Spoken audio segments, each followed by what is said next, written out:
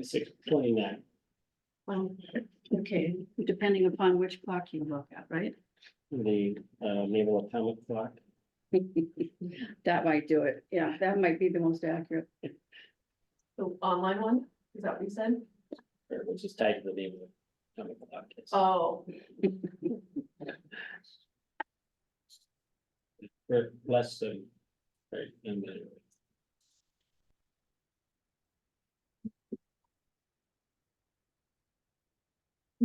Mike, do you want to ask Chris to start it, or do you want me to ask him to start it?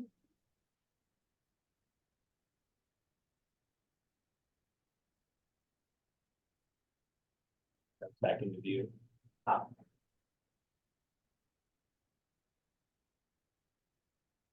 Manager Lowe, Yeah, Mr. Vice President. We are absent the president at the current moment.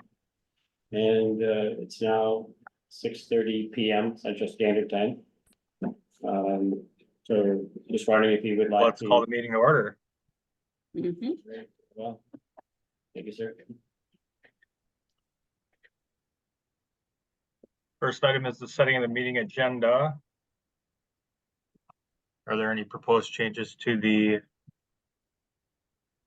agenda? Well, Mr. Vice President, managers, so we did get a, based off the work that the board had asked EOR to do for, some of the flood resiliency work.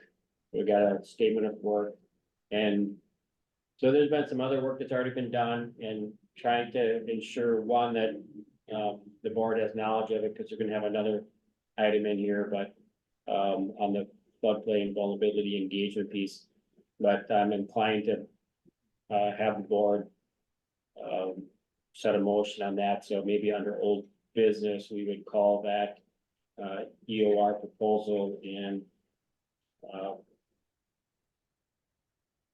for H&H modeling work, Okay, and I will send that around.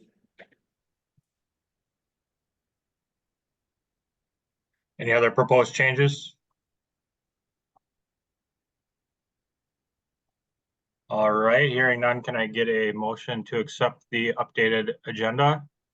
I will move to, Manager Lowe, Yes, sorry, Manager Anderson. He hasn't, we haven't had a motion. Oh, sorry. Yeah, that's okay. Sorry. did you do attendance?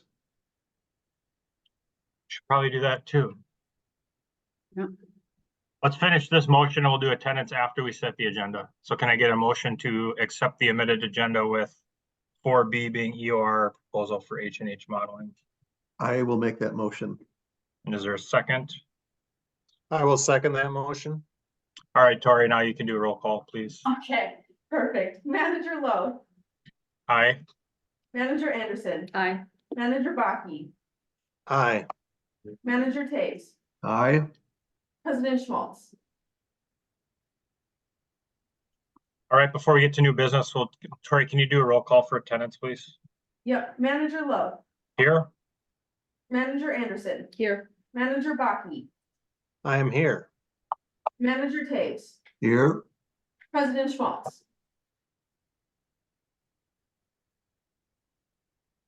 All righty, let's go to the new business Bowser Pollinator Grant application.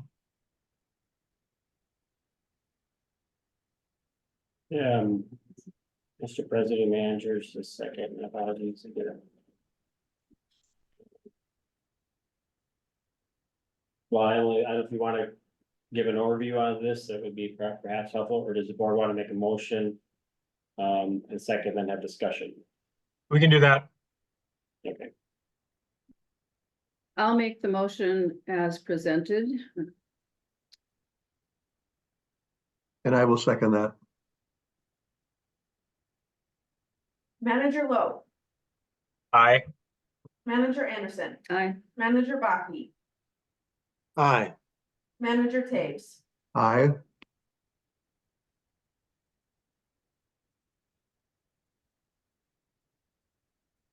it's passed, but do you want any further explanation? Otherwise, we can just move on to the next item, Hearing no discussion, let's do roll call. which was just completed. Yeah, we just did it. Oh, yeah, Mhm. sorry. Duh.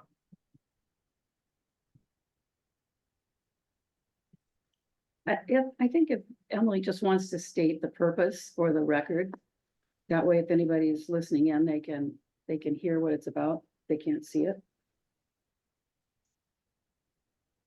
I can do that. Mr. Chair, managers. So this is a new grant program for us, but it's been around for a while.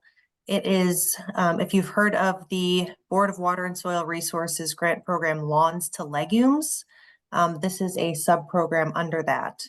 And so part of Lawns to Legumes is now going to this pollinator pathways, and that is intended for local governments such as ourselves, nonprofits, tribal governments. The other way that those funds are diverted under the program is individual residents can apply directly to Bowser and get these funds as well. And so the district has not applied for these before, but it's a really good fit with kind of our new revamped cost share and comprehensive shoreline restoration program. And so, and it, as the name implies, it's really focused on creating pollinator habitat. And as we know, that's one of the multiple benefits of native plantings and shoreline restorations. And so the purpose of this grant would be to expand and add to our shoreline restoration program.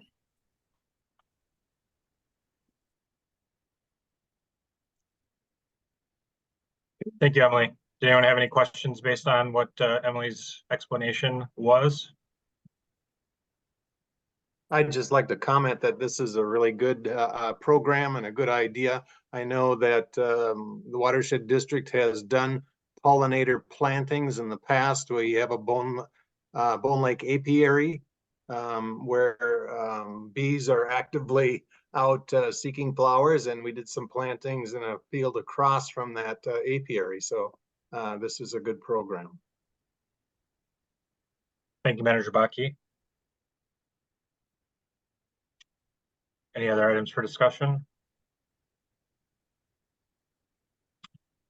All righty, let's move on to the strategic planning proposal. I'll make the motion to direct staff to submit an application to the PRAP grant program for strategic planning, and if awarded, to execute the grant agreement and to enter into an agreement with Cultivate Advisors in accordance with the May 31st, 2024 scope of work in the amount not to exceed $10,000.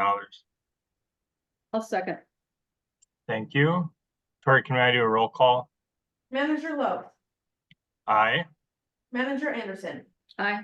Manager Baki, I just have some questions before we vote on this. I'm sorry to halt the voting, but I just have some questions. Can we have those questions first?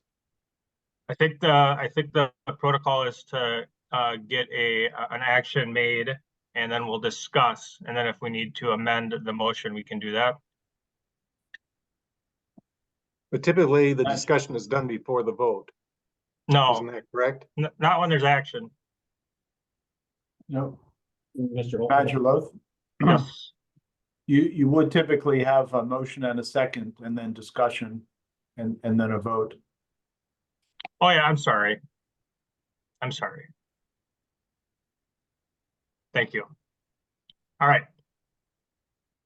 I made the motion. Manager Anderson seconded. Now we can discuss. I'm sorry. And my question is regarding the Cultivate Advisors. I understand we're proposing to work with them, but there was also discussion of working with Bowser, is that right? And possibly EOR on this strategic planning? Yes, Vice President Loth, managers, Manager Baki. So Bowser's role would be that we would apply, they have a grant program for the, it's their PRAP, performance review and assistance program, and so this should be under the assistance. Sometimes they will. I think we've had one level 2 review done by Bowser, I don't know, 7-8 years ago or something, so sometimes they'll initiate some review of organizations, including SW cities and watershed districts. In this particular, under this program, entities can apply for funds to support board development or organizational development.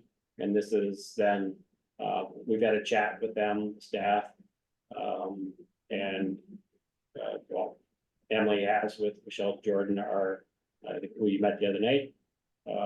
And so this would be an appropriate item that we could apply to get some funds to do that work or to assist in this work. That would be their role. EOR is then based off the discussion we had with the board. Whatever we had that previous discussion on this topic with cultivate advisors, maybe it was April late May. 25th. Was it late April, rather, yeah, okay. That EOR would also would be involved. To help complement their work, because they would have the higher level knowledge of the watershed management plan itself. And we would lean it into EOR's assistance for tangential work regarding office space and the future of the organization in terms of its role of education, community outreach, things like that. Maybe some synergy from that standpoint. Thank you.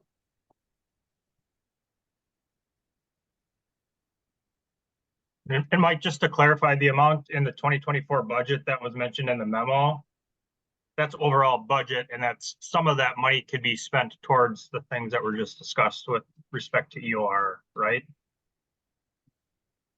Right, it's just that general line item within the budget for under administration, but right, we did intend to have some money in there for this some corollary work, if you will, under this topic, but we're looking to have cultivate advisors largely paid for by through the grant process. Okay.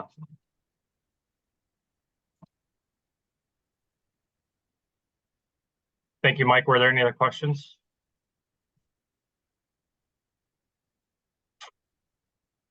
Hearing none, now I think that's the appropriate time to have a roll call. Okay, Manager Lowe, Aye. Manager Anderson, Aye. Manager Baki, Aye. Manager Taves, Aye. All right. Next item, new business, state of the watershed, just a discussion item. Administrator Kinney.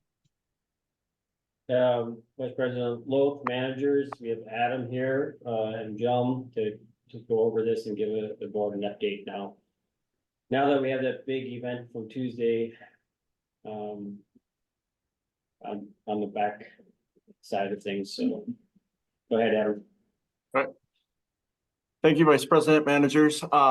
Just a quick kind of overview. I've been reviewing what's been done for State of the Waters, kind of wrapping my head around what has taken place, looked at venues, looked at dates. Originally proposed kind of September 23rd. That is our actual anniversary date. Since then, found out Manager Baki will be on vacation that week. So proposing either the week before or the week after. So week of September 16th or the week of September 30th. An evening event, 6 to 8 p.m., maybe a social hour, half an hour beforehand. So looking for a little discussion, recommendations from the board on any dates, whether that, again, I'm leaning toward that week before, the week of September 16th, or the week after, the week of September 30th. So I don't know if board members have any preferences. I have Monday commitments from the 23rd on, so the week before would work for me.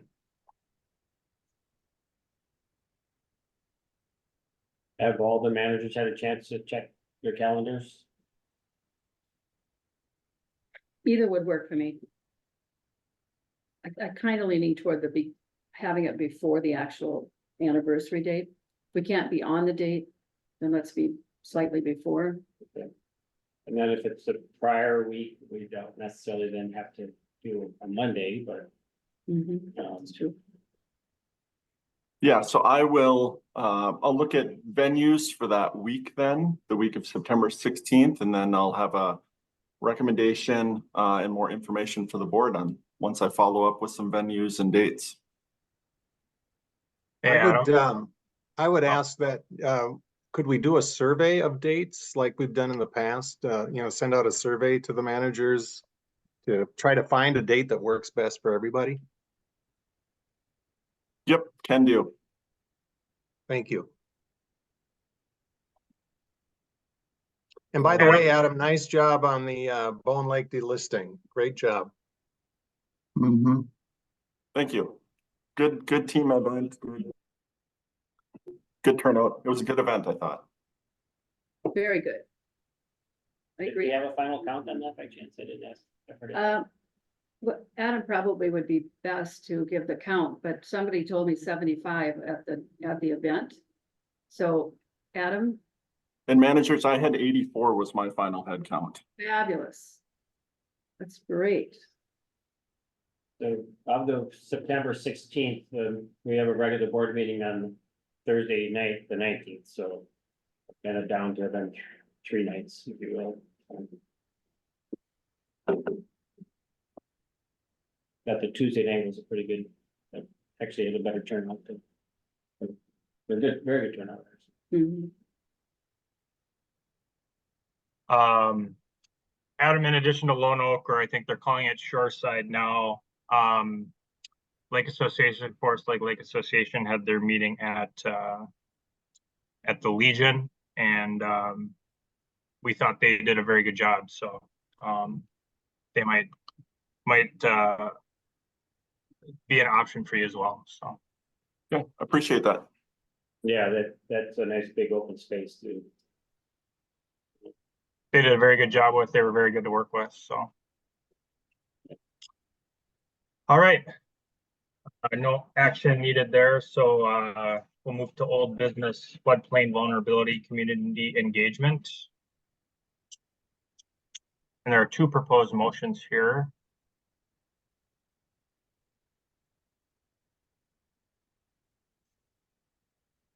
We'll just do a motion without a vote this time. I'll Does any, make the motion to amend the 2024 budget for account 3-013-B to $77,250 and to transfer $30,000 from account 5-341-A to account 3-013-B. and do we have a second for that? I will second that. Thank you, Doug.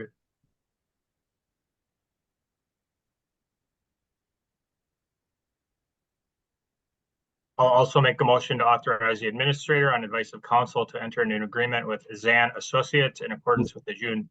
Mr. Chair, Yes, sir. you can't make a second motion when there's a motion on the table, so. Okay. Should discuss the first one. Got it.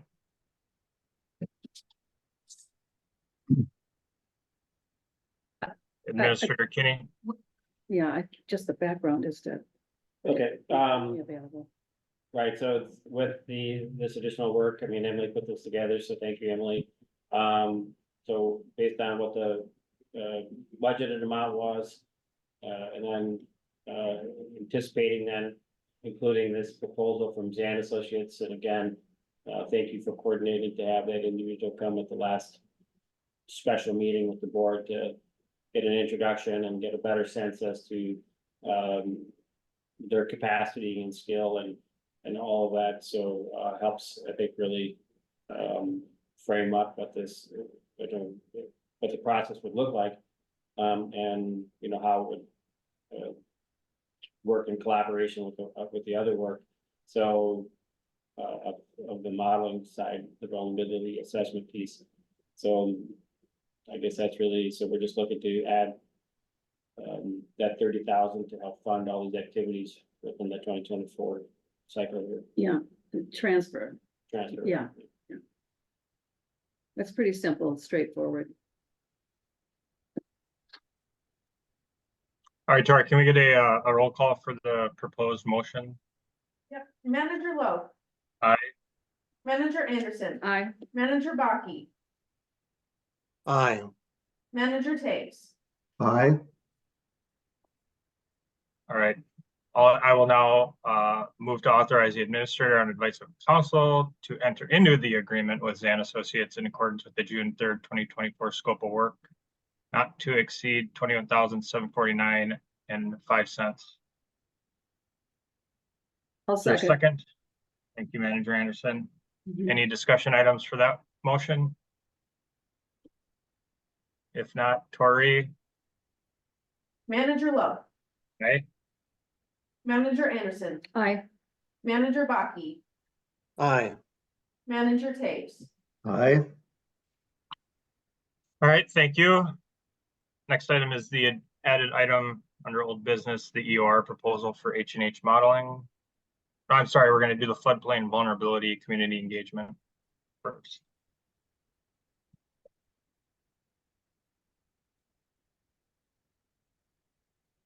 Can we just do that? Manager Lowe, that was just approved. So What is it? Yes, the- so now we'll go to the H&H modeling. That's where you wanted it, correct? Under old business?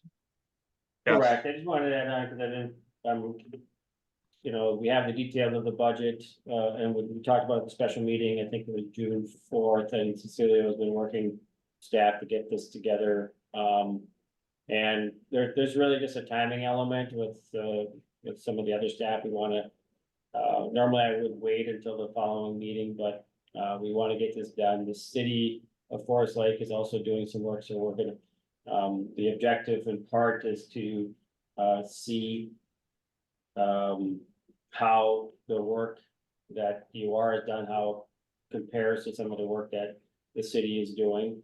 Theirs will be done, but then it'll get us moving along. I think more at the pace that we were hoping to be in 2024. So I want to make sure because, we've already expended some dollars that, this is within the authority that I have, but I didn't want to be viewed as piecemealing, smaller budgets just to make it, you know, go forward. So that's, part of the reason I want to bring it tonight here, just to make sure the board is aware of it. But this is based off the discussion the board had at the special meeting on June 4th. Direction to EOR staff.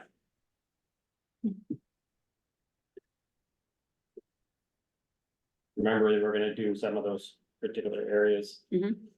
Yeah, it's good that they responded so quickly, so we can keep moving on this. I have a question. Can you clarify what project we're talking about related to this time? So during that workshop, with Camilla, and the board and Emily and myself there, we had highlighted some sub-watersheds that we wanted to, focus on. And so, that was the objective and the direction. There was some modification, based off of what we've learned from the city. I don't know if Cecilia or Emily, if you wanna add a little more to the discussion. Yeah, Mr. Vice President, managers, the discussion that took place, if you remember, there was a map with specific red areas along the Sunrise River and then south of Forest Lake. And we were debating how many areas to take into consideration, how we're going to be doing things. Should we go with a what if scenarios in terms of how much would it cost one option versus another? And it just occurred to us that we do have a model fairly detailed model that the watershed pay for. And it just makes sense to us to look at all the areas that we were considering, not just one or two, all the areas that we were considering in red in that map, and just run the model as we have it right now. Be able to look at different storm events under current conditions, but also storm events under climate change conditions. Be able to show that in a map with a flooding footprint for different storm events, and go back to the board and saying, this is what we have found. Is there, do we need to go more in detail in some of those red areas to actually get more resolution and get direction from the board? Because we felt that until you have something in front of you to be able to react to, it's kind of difficult to put your arms around what we're trying to do in here. So that was basically the rationale behind it. It's a follow-up of the meeting that Camila was here and presented to you. Thank you, Cecilia. That helps jog my memory a little bit. Thank you. I appreciate that. Sure. If manager, Manager Anderson, go ahead. Thank you. Cecilio, if you could talk a little bit more about the foundation that you're going to be testing. Did you say the 5-year flood event? And that's it, or more? No. We'll be looking at not only flooding conditions, but also semi-normal conditions. We'll be looking at the 1 year, the 2 year, the 5 year, 10 year, and 100 year. And the idea will be to look at specific areas and see how the footprint of flooding changes with increase of the storm events. And at what point you start having structures that will be flooded or problems in roads and things like that. Right. And then and then we'll repeat exactly the same analysis with the climate change conditions.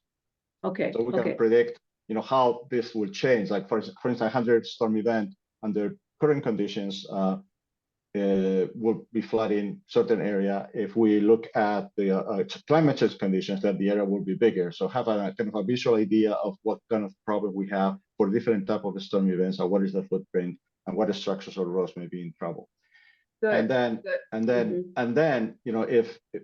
then we may need more resolution in certain areas. Maybe we'll recommend the board, well, maybe we did kind of add more resolution to the model in certain areas.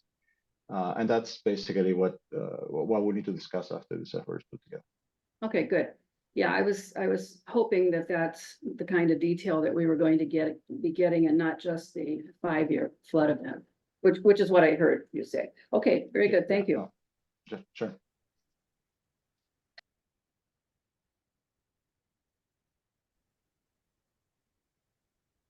Any other questions? Not for me. All right, I'll make the motion to authorize the administrator on advice of council to enter into an agreement with EOR in accordance with the June 13th scope of work, and in an amount not to exceed $16,837. Is there a second to that? I'll second. I thought we did this already, didn't we? Did the I don't motion think I as- had I had a motion before. I'm sorry. Okay, all right. And are we ready for roll call? Yes, Tori, please. Manager Lowe, Aye. Manager Anderson, Aye. Manager Baki, Aye. Manager Taves, Aye. All right, thank you.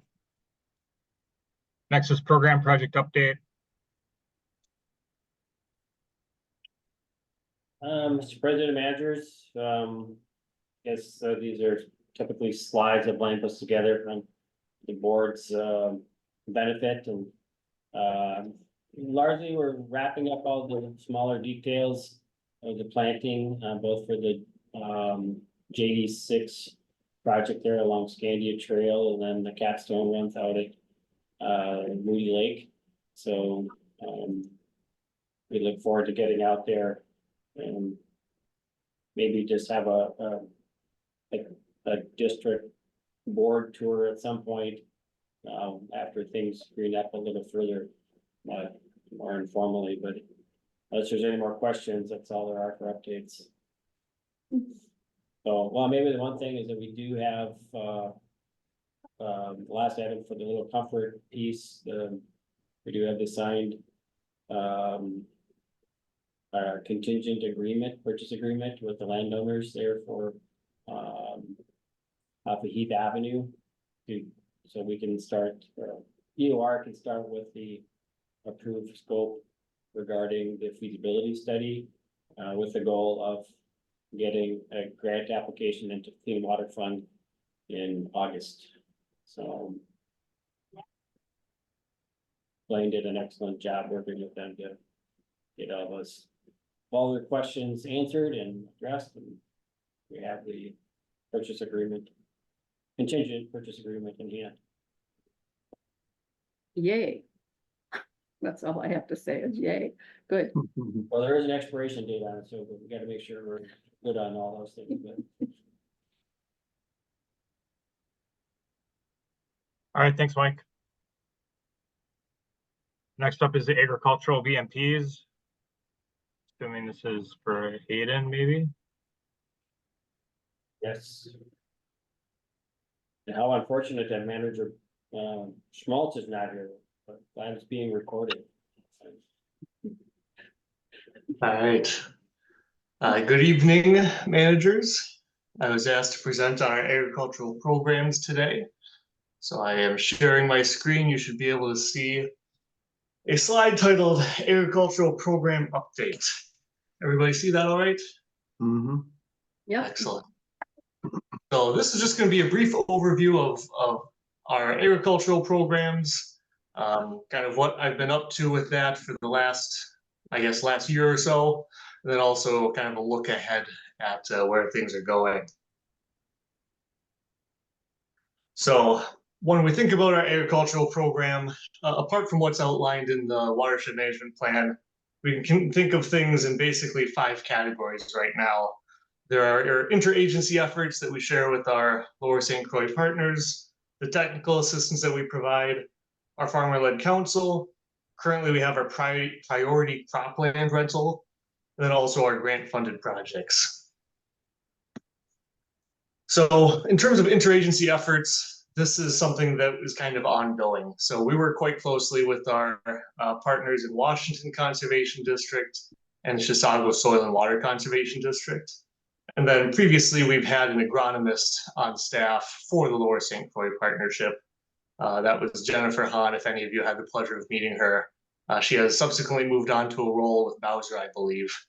And so we are currently looking to fill that position. And so these are things, that generally would involve technical expertise beyond what I can offer. So typically an initial site visit to assess a resource concern or talk about a conservation BMP is something that I address by myself and is usually done just by district staff. But then if we're at the point where we're looking to bring in some additional expertise or qualify for an existing cost share program for either of our conservation district partners, that's when we bring in their staff. Did I hear a question? All right. And so I guess just an update on that. So WCD and Chisago SWCD did qualify for a new grant from the state soil health phase 1 funding that they'll be using to bring in a new soil health specialist for our area. Then also we are still hiring for the Lower St. Croix agronomist position. That was the one that was vacated by Jennifer Hahn. A little bit more interesting recent news is Chisago SWCD recently completed a soil health survey of 80 residents, 20 residents responded from the county, including some of our district farmers. And so that gives us some interesting data to work on with them. Then we also have 2 field days coming up in September. The Chisago field day will likely be hosted in the district, and then our Washington field day will be hosted just south in Cuba.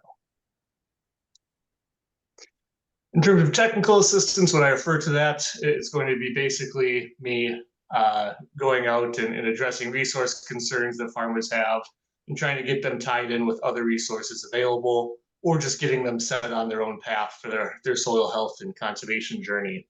So this image here is a good example. This was a farmer just south of town near Lake Keewatin who hadn't really found a place in any of the existing cost share programs from the county or the SWCD, but was still interested in doing some improvements to his property. He had a really, really rocky, gravelly soybean field that had not been productive and was interested in some alternatives.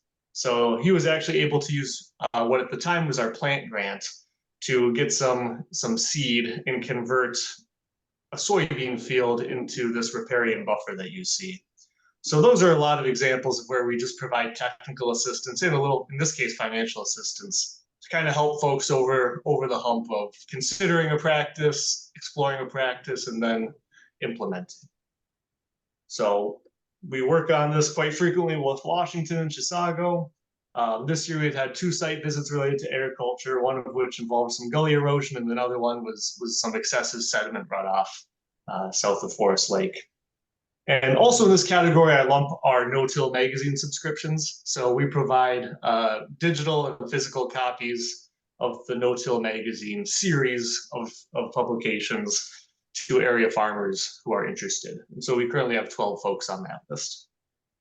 And I'll also note that we have had 2 folks who we work with actually buy no-till equipment in the last 2 years. One of those was using a new Department of Agriculture equipment grant. So that's fun progress to see. One of the things that was revealed in the Chisago survey was that is one of the largest barriers that farmers view is lack of access to the proper equipment for things like no-till and strip-till. And then also a quite large part of our programs is our farmer-led council. So this is a group of farmers who either own land or farm in the district, and they're still kind of in their young stage, and we're trying to foster this group a little bit more. So we had a really excellent meeting in spring. We are hampered somewhat by the seasonality of farm work, and so our next meeting will be in July, and we're hoping to have a little bit more of a social, and perhaps bring in some more folks. So it's been a good engaged group of folks ranging from people who are new to farming, people who are new to our area, but not necessarily new to farming. And then also some folks who have been around for generations. And so it's been a good group. Their primary function is to kind of learn from each other and then provide some feedback and input on our own policies and our own ag programs. Then also outreach to the wider farming community. And then our priority cropland rental. So we have 2 fields that you probably have heard at some point about this program. We have the Bone Lake field, also known as the Dahlin property. So these are fields that were identified through diagnostic monitoring that we have now put into perennial vegetation as a water quality measure. And then they also provide some additional opportunities just through the nature of having a lease on these fields and having, that is an opportunity to try some different things. So this Bone Lake field, we have 30 acres that's under an agreement that is renewable for 3 years. Annually, we're looking at just 3.68 pounds of phosphorus and then 86 tons per year of sediment, and that's at lake, I believe. And then for what we're looking at in the future, so we seeded this area. I'll show you some more photos. We had seeded this area, I want to say back in 2018. And then the northwest corner was used as a spoils site for the Northeast Wetland Project. And so it's presented an interesting opportunity to see the effects that those wetland spoils have on what is really a degraded field. If I had more time, I would include some soil sample information, but we were seeing organic matters well below 1%. 5% would be considered regular for our area. And then pH of down to 5. So really a degraded area.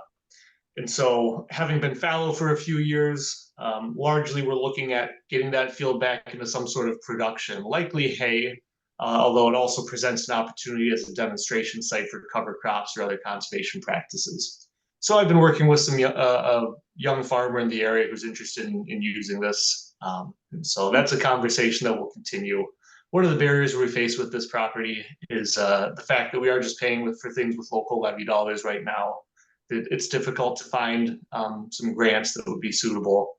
Then also we are somewhat hampered by the length of an agreement. We were lucky to have Joel Dahlin, who's a member of this family, at our Bone Lake delisting celebration on Tuesday. And so we're out at the field with him and had a really good conversation. So I'm optimistic that we'll be able to keep managing this property in the long term, which will give us some good opportunities. Castlewood Field. Yep, I'm sorry to interrupt, but can I ask a question about that field, the Dahlin field? there's some beautiful flowers growing in that field right now. Maybe you've noticed that as well. I was on my bike ride, and in talking with the apiary that's across the road on Meadowbrook, they're just thrilled with the production they're getting from the flowers out of that field. I'm just curious as to, I know you mentioned you might put it back in service for agriculture again, but I don't know. I'm just interested to see where the future will lead on that field. What are your thoughts? So if I had my absolute way, I would put 3/4 of this into a permanent prairie or savanna planting. And then I'd have that part that we did the wetland spoils on, that would be an ag demonstration site. But obviously money is a tremendous factor here, as well as time and just resources. So what I would anticipate within the next few years, and I actually spoke, is it Mike Makowitz from Bone Yes. Lake Apiary Yeah. or the Apiary? So I actually spoke with him on Tuesday. He was at the Bone Lake delisting event as well. And so what I would anticipate is, regardless of what we do, our #1 priority is to meet our water quality goals with this field. And so part of that is going to be maintaining really robust riparian buffers around not just the area here that's kind of identified as wetland, but also we have some wet spots throughout. They're kind of visible here. And so making sure that those are in a grass waterway, or even what we call a pollinator strip, which is, as it sounds, beyond just a grass waterway, but actually has some pollinator buffer in there. But then overall, I did talk to Mike, regardless of the route forward, there likely will be some chemical use on this field. It's one of the tough truths about conservation farming is you're basically picking chemicals or tillage. And unless you're an organic farmer, the easier, more cost-effective, less resource-intense one tends to be tends to be chemicals. And so I did talk to Mike about his concerns about introducing chemicals to the field, and we'll be coordinating with him in the future to make sure he's able to seal up his hives. I wouldn't anticipate us using anything that has a really tremendous impact on bees. I think the greater fear is, as you pointed out, that we'll see less flowering blooms. But I was out there this morning actually, and I did see we do have quite a lot of flowering plants, a lot of which are beneficial, but some of those flowering plants we're seeing are kind of characteristic of a fallow field and do present some toxicity to other animals. And so, as we move into long-term management, we'll be wanting to address those things. Thank you for sharing your thoughts on that. I appreciate that. No, great question. All right. The Castlewood field also has been referred to as the Wired field, the Wired property. It's in the Castlewood subwatershed. And so this is a larger field. You can see here, those 48 acres are tillable acres. You'll see that as kind of a discrepancy in the numbers there. And this is an annual agreement. So the reductions we're seeing for that are 6.1 pounds per year of phosphorus, 142 tons of sediment. This one we are actively haying right now. We've had an agreement with a local farmer who's been haying this for us, and then the money that's recouped from that hay is then put back into the agricultural program. And so for ongoing management, we anticipate rebidding this next year and seeing if we're able to get a more competitive rate. At the same time, there's not a whole lot of folks doing work like this in the district anymore, and so we may have the same farmer keep working on it. It may be someone else in the next year. We just want to make sure we're going through a public process. And we are doing some interseeding this year. So I'm still waiting to hear if our farmer was able to do an interseeding this spring, or if this is something we're going to be doing late in fall. But there have been some concerns that we weren't getting as much of a reduction from this field as we were hoping to. And part of that is that we are reliant on the vegetative growth, which has been subdued the last couple of years of drought. So we were scheduling this interseeding that should hopefully boost productivity. And that's something we did get some state funding for. The farmer got some state funding for, I should say. And then we are soil testing this field and the Dahlin field just to make sure we are keeping track of those levels and making sure that soil health is improving. Just a quick photo. This is actually the same year. The numbers, the years I put there are confusing. These are both from today, actually. And so the slide on the left is a site that did not receive wetland spoils. Those flowers may look nice, but if you look closely there's really nothing growing there. That's highly degraded. Just not a whole lot going on in that spot. And the area to the right is an area that did receive wetland spoils and then was reseeded as well. So we're actually seeing some pretty productive vegetative growth there. It's just a great example of what a little organic matter can do.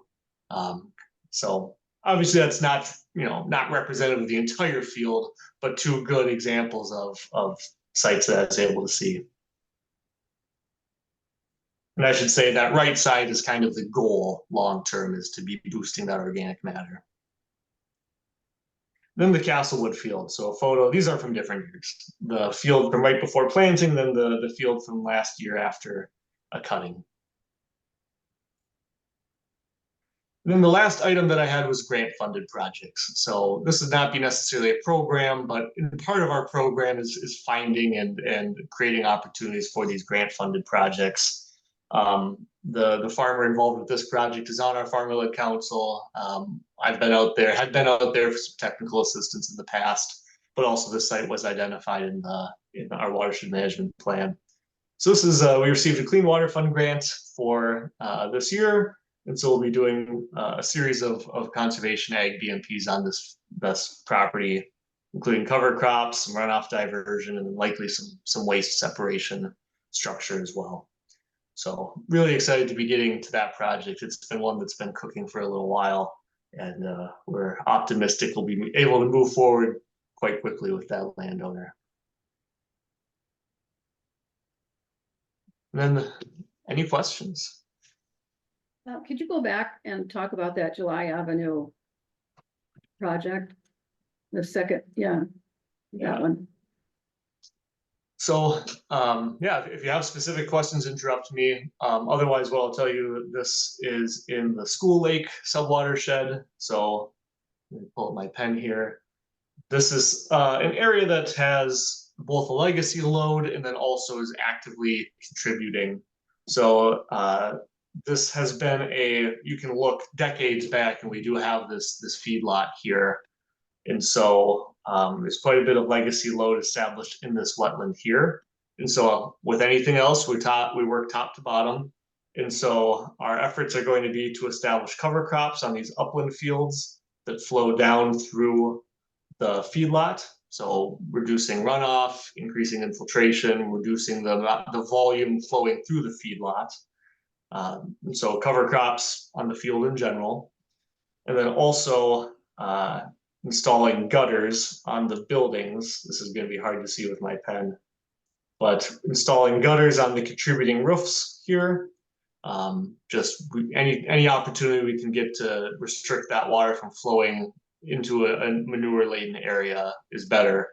And so that'll be diverted away from the farm field. And then this is something we have yet to. Excuse me for just a minute. Will you have rain barrels or some type of collection devices for heavy rains? So this is where we kind of come to the engineering side of things. A lot of this depends on what the cooperator is willing to go for. Our priority for the roof runoff diversion is going to be just out of the feedlot. But then ultimately, if we're able to divert that clean water into another area, then that can kind of go around the waste rather than into the waste. So probably not retained, but more a diversion around the field. And so as it is, this field flows through a culvert approximately here, and then another under road structure here. And so the water would be diverted away from those areas. Okay. And so there's going to be an element of engineering that's going to occur with this, and we're preliminary with that. And so this year we're optimistic that we'll be able to get the cover crops either lined up or even planted this fall or lined up for next year. And then we could start making progress on those roof runoff diversions. Yeah, it's a lot of moving pieces with a project like this, but sites like this can have an outsized impact on the subwatershed. Well, this has been talked about for years. I mean, years. And so it's nice to see it finally coming to implementation. So I'm sure we'll see more detailed reports on this in the future, but that's in the Little Comfort Lake Management District. Yeah. Yeah, thank you. Aiden, after hearing Commissioner Myron's comments Tuesday night, has he participated at all with the farm group? I mean, he seems to have a lot of knowledge and history with ag. Yeah, he would be a tremendous resource. I have not made that ask, but it's certainly worth exploring. So Administrator Kinney, that might be at your pay grade that request will need to come. But that's a great connection to make. And yeah, as a dairy farmer, he's, that's the farm we were looking at previously there. Previously was a dairy farm at some point, and dairies and just livestock intensive enterprises come with a lot of unique challenges. Well, he's doing something with is a $600,000 grant? In manure storage facility. Yeah, So, on manure storage. And so he's active even today on doing those types of things. well, yes, yeah, there's Mhm, 2 children taking over the farm, but mhm. yeah, even on this, so this line of work, the clean water diversion. That falls it, it's really a great example of the Pareto principle, you're trying to get 80% of the reduction, with very minimal Mhm. expenditure there in terms of what those costs in terms of rain gutters. Mhm. Any other questions for Aiden? Just a comment, on the earlier slides, when you were talking about the fields, the agricultural fields that were doing, crop, enhancement, type of activities, but you were showing those fields, and it would help if you could do that same kind of geography mapping that you did with these later slides, so that we know where they are within the district. Sure. Just a little further out view. Or what? Well, I was talking So about they some, can more easily be identified in the district, you're saying? yeah, Yeah, yeah, yeah, absolutely. maps like that, so that you've got the pictures of the map of the field and showing the crops growing there, but location wise, where are they? Sure. Yeah, I can certainly put that together and pass that along.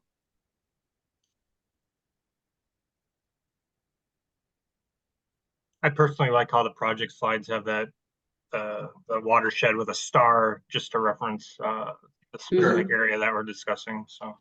Mhm. Especially for, myself, who is, still new to this area, so. Thank you, Sure. Manager Anderson. Mhm. Any other comments or questions for Aiden? All right, thank you, Aiden. Thank you. Last item in program project update is a summary of the education outreach events. Yes, Mike and Adam, go ahead, sorry.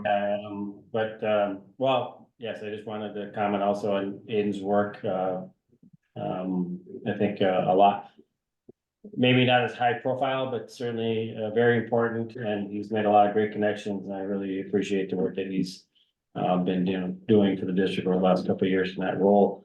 When we look at this next topic here, we have to ask the question, is Adam able to clone himself to get to so many of these sites?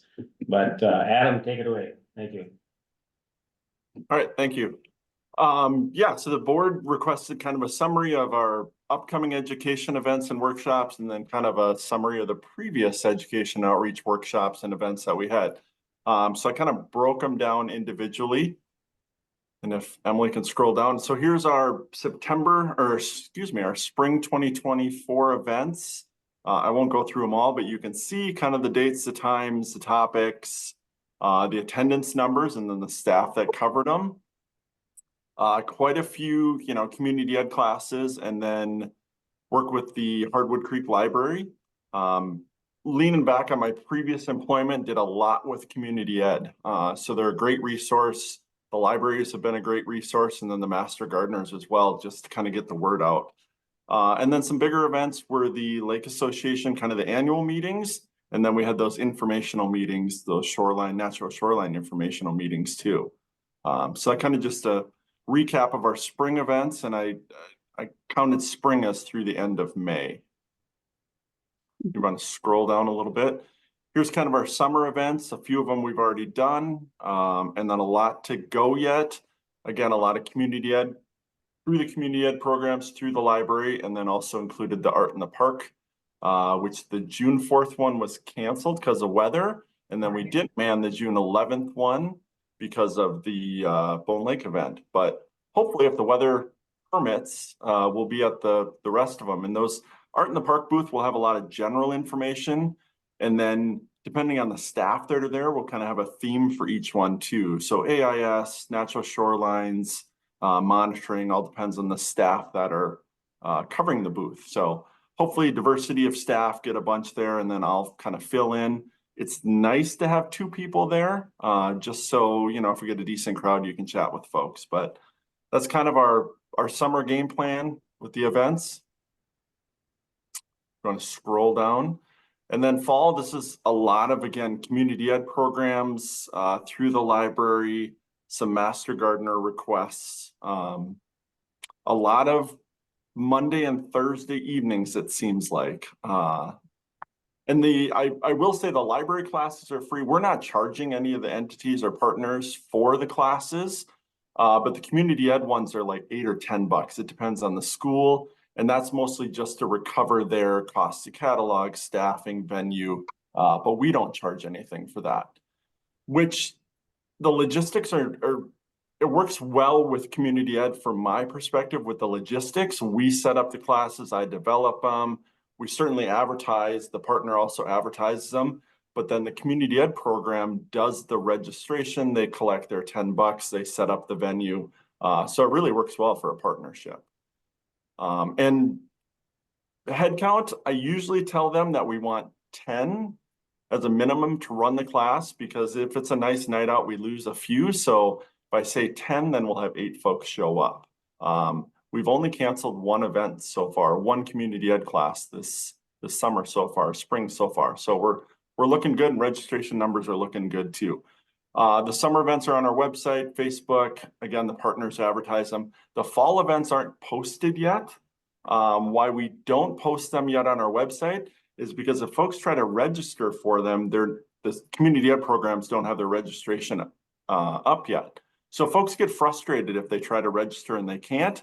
And my experience is then they just say skip it. So we don't really brag about and advertise them until the catalogs come out and the registration is open. Hopefully that made sense. And then scroll down one more time, Emily.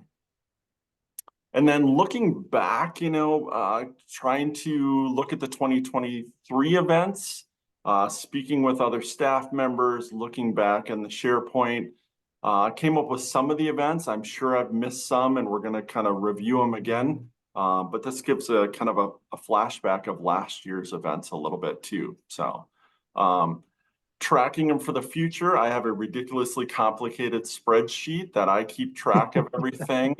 I also like what goal, what measurement, all that for my purposes. And then also we have a education outreach comp plan and an implementation plan that kind of has a metric and a tracking on there too. So definitely tracking them.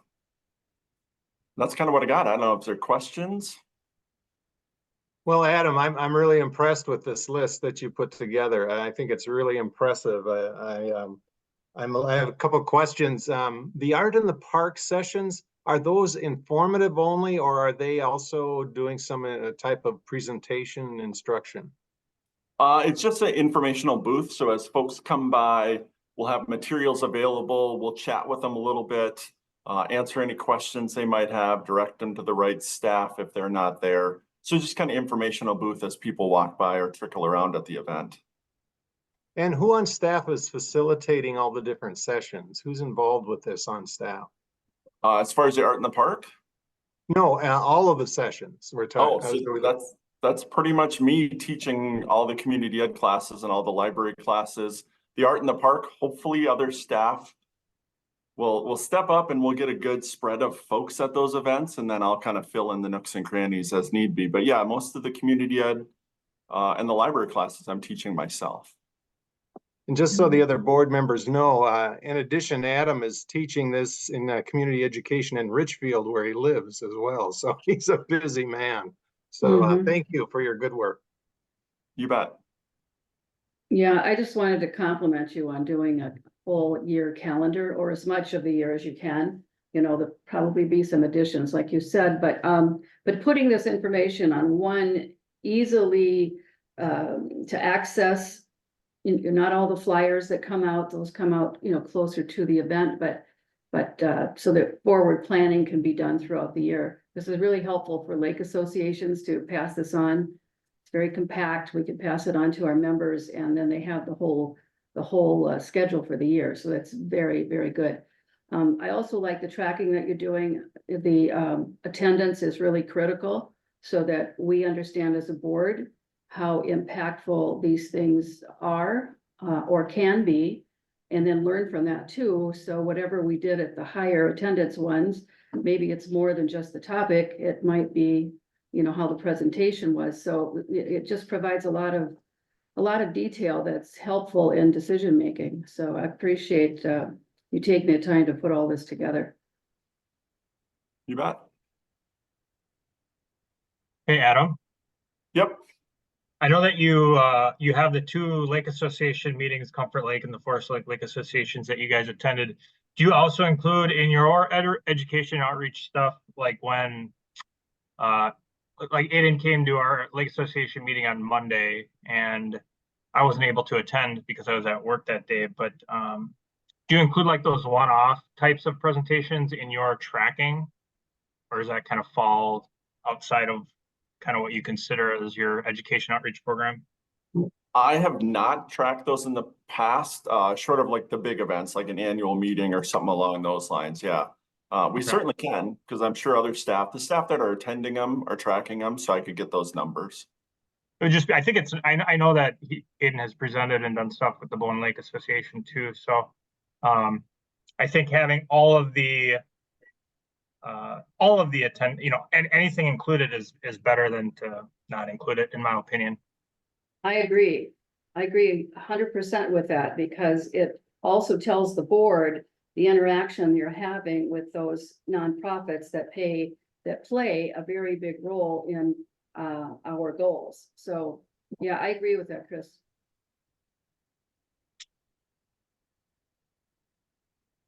Did anyone else have anything for Adam? All right, thank you, Adam.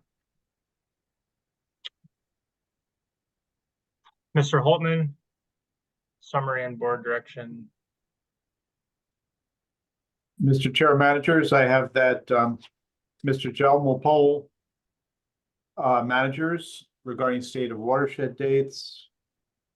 Manager Anderson asked that the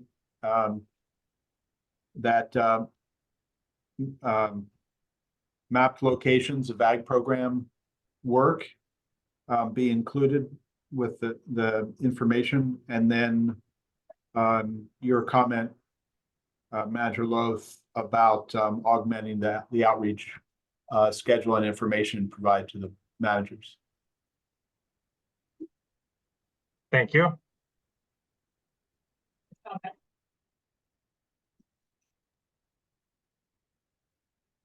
All right, is there anything else?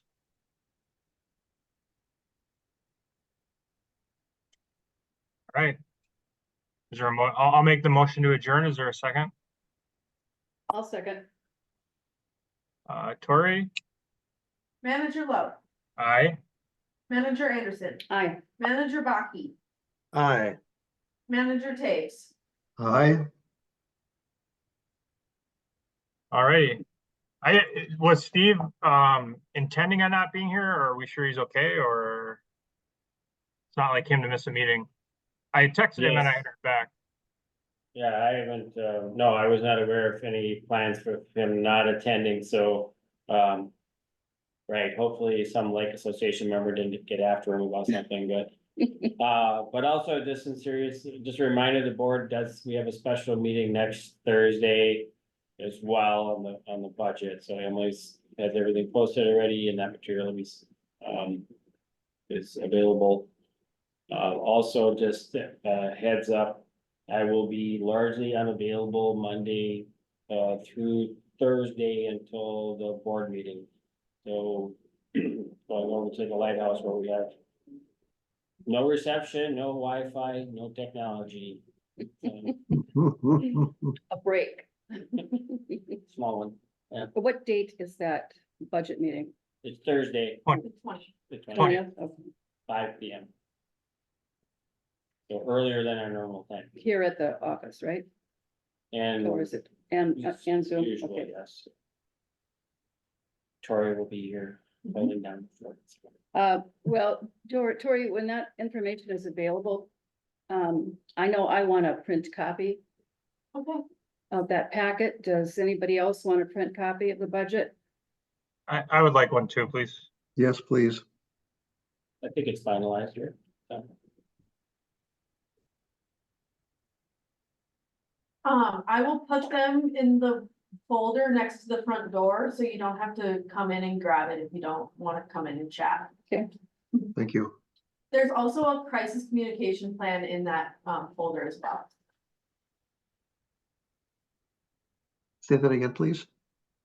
The finalized crisis communication plan Okay. is laminated and put in that folder if you'd like it.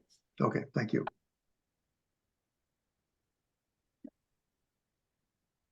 Good night. All right, thanks, everyone. Good night. Enjoy the Thanks, beautiful day. Chris. No problem. Thanks. Thanks for everyone's Great patience. job, Manager Lowe. Only an hour and 6 minutes. Yeah. You're hired. I decline. Good night. Night. Good night.